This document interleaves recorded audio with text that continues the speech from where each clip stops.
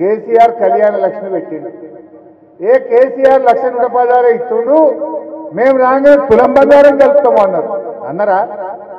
పెళ్లికి తులం బంగారం ఇస్తామన్నారు. ఇప్పుడు కాంగ్రెస్ వాళ్ళు వచ్చినాక ఈ 2 ఏళ్లలో రాష్ట్రంలో 8 లక్షల పెళ్లిళ్ళు అయినాయి. అంటే ఎంత బంగారం బాకీ పడ్డట్టు? 8 లక్షల తులాలు బాకీ పడ్డారు కొడుకులు.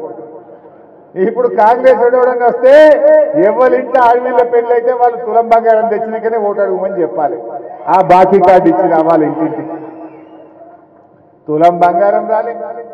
చదువుకునే ఆడవిళ్ళలకు స్కూటీలు ఇస్తామన్నారు, స్కూటీలు రాలే. మహాలక్ష్మి రాలే.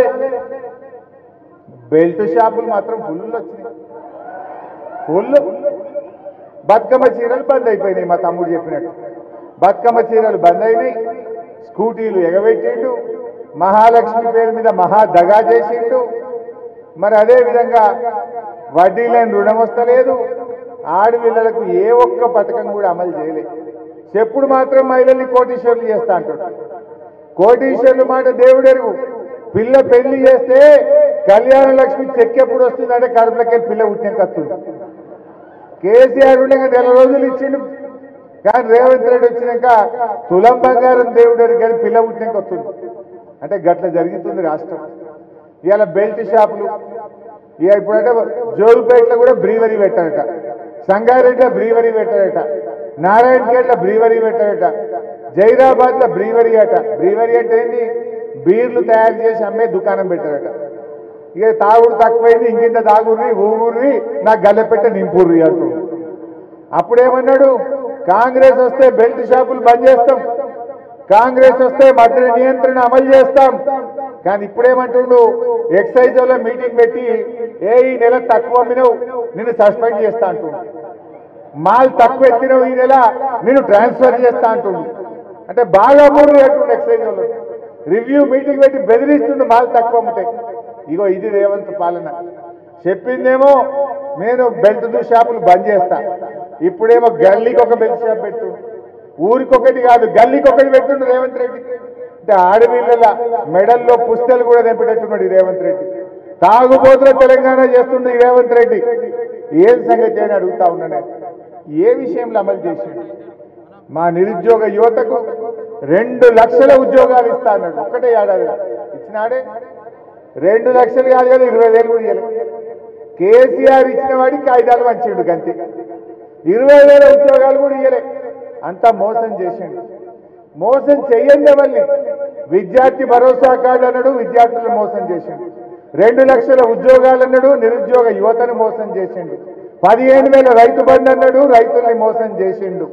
మహాలక్ష్మి 2,500 అన్నాడు, మహిళల్ని మోసం చేసిండు. తులం బంగారం అన్నాడు, ఆడపిల్లల్ని మోసం చేసిండు. 4,000 పెన్షన్ అన్నాడు, అవ్వ తాతల్ని మోసం చేసిండు. రైతుకిస్తా కౌలు రైతుకిస్తా అని ఇద్దరిని మోసం చేసిండు. చేయలేదా? అప్పుడేమన్నాడు?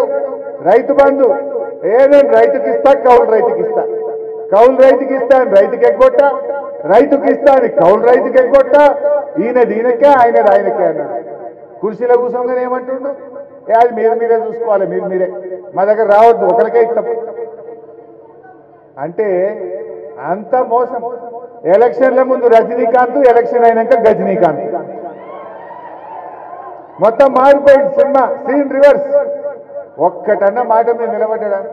నేను రాంగా ఇప్పుడు రోడ్డు మీద చూసుకుంటూ వచ్చిన, ఆ కారు కమాన్ పట్టీలు ఉంటాయా ఇరిగిపోతాయా అర్థమవుతలేదు. నాకు డౌట్ ఉండే, నేను మీటింగ్ దాకా ముడుతానా ఈ కమాన్ పట్టీలు నడిమిట్లే ఇరుగుతాయా? ఎట్లున్నది అది? ఎవరైనా కడుపుతో ఉన్నామైతే దవాఖాన దాకా పోతుందే పోదో నాకైతే డౌటే. నడిమిట్లనే డెలివరీ అయ్యేటట్టున్నది గది రోడ్లు. ఈ రోడ్లేమో గిట్లున్నాయి. రేవంత్ రెడ్డి ఏమంటుండు? 1,50,000 కోట్లు ఖర్చు పెట్టి ఫ్యూచర్ సిటీ కట్టారట. ఆడ ఊరు లేదు, ఇల్లు లేదు, ఆడో మనిషి లేడు. ఆడికి మాత్రం 5,000 కోట్లు పెట్టి 6 లైన్ రోడ్ వేస్తుండు. 1,50,000 కోట్లు పెట్టి ఫ్యూచర్ సిటీ కట్టారట. 1,00,000 కోట్లు ఖర్చు పెట్టి మూసి సుందరీకరణ చేస్తారట. అరే మా రైతులకు రైతు బంధు ఏమయ్యా అంటే పైసలు లేవు. మా అక్క చెల్లెలకు 4,000 పింఛన్ ఇరా అంటే పైసలు లేవు. మా ఉద్యోగస్తులకు పెన్షన్ డబ్బులు ఇరా బాబు అంటే పైసలు లేవు అంటాడు. నిరుద్యోగ యువతకు ఉద్యోగాలు ఇవ్వమంటే పైసలు లేవు అంటాడు. మరి 1,50,000 కోట్లతో ఫ్యూచర్ సిటీ ఆడికేలు కడతావు, దానికి పైసలు ఏడికేలు వచ్చినాయి. అరే మా వట్పల్లి రోడ్డు ముక్కలు ముక్కలు అయిపోయింది, మోచేతులకు గుంతలు పడ్డాయి, ఇంత డాంబర్ వేయాలంటే చేత కాదు నీకు. ఆ మోసేతులకు గుంతలు అయితే డాంబర్ వేయాలంటే పైసలు లేవంటాడు. ఆడపోయి 5,000 కోట్లతోని ఇల్లు లేని కాడ, ఊరు లేని కాడ, వాడ లేని కాడ ఆడ కొబ్బరికాయ కొడుతుండ్రు రేవంత్ రెడ్డి. ఎవరి కోసం కొడుతున్నావు? ఆడ కమిషన్లు వస్తాయి. వట్పల్లి రోడ్లో పొక్కలు పూస్తే పైసలు రావని ఆడ కొత్త రోడ్డు కొడుతున్నాడు 5,000 కోట్లతోని, 1,00,000 కోట్లతోని మోసీ సుందరీకరణ చేస్తారట. కాళేశ్వరం కూలిందంటాడు, మల్లన్న సాగర్కి వెళ్ళి 8,000 కోట్లతోని హైదరాబాద్ నీళ్లు తీసుకుపోతా అంటాడు. మల్లన్న సాగర్ ఎవడగట్టింది? నీ తాత కట్టిండా? నీ అయ్య కట్టిండా? మల్లన్న సాగర్ కాళేశ్వరంలో భాగం కాదా? మల్లన్న సాగర్ కేసీఆర్ చెమట చుక్కల్లో నుంచి కాళేశ్వరం భాగంగా కట్టింది కాదా? ఎవడు కట్టిండు మల్లన్న సాగర్? నీ అయ్య కట్టిండా? మరి కాళేశ్వరం కూలిందంటావు, మల్లన్న సాగర్కి వెళ్ళి హైదరాబాద్ నీళ్ళు తీసుకుపోతా అంటావు. అంటే ఎవరి చెవుల పువ్వు పెడుతున్నావు రేవంత్ రెడ్డి? అంటే ప్రజలు ఎప్పుడు మోసపోరు. ఒక్కసారంటే నేను నమ్మచ్చు. నువ్వు ఇప్పుడు ఎన్ని అబద్ధాలు ఆడినా, నువ్వు ఎంత సర్కస్ స్పీచ్లు చేసినా, రేవంత్ రెడ్డి తల కిందికి పెట్టి కాళ్ళు మీదికి పెట్టినా ఈ తెలంగాణలో ఎవడు నమ్మడు కాక నమ్మడు. నమ్ముతారు ఎవడన్నా? అరే సన్నవడ్లకు బోనస్ ఇస్తా అన్నాడు, ఇచ్చినాడే? యాసంగి బోనస్ వచ్చింది, ఆ సన్నవడ్లకు బోనస్ ఇస్తా అని బోగస్ చేసి పరేషాడు.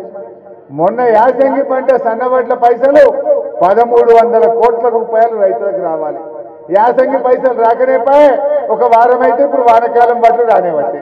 మరి ఇంకెప్పుడు ఇస్తావే బోనస్? అంటే బోనస్ బోగసేనా? రుణమాఫీ అంటివి, సగం మందికి చేస్తేవి, సగం మందికి ఎగ్గొట్టివి.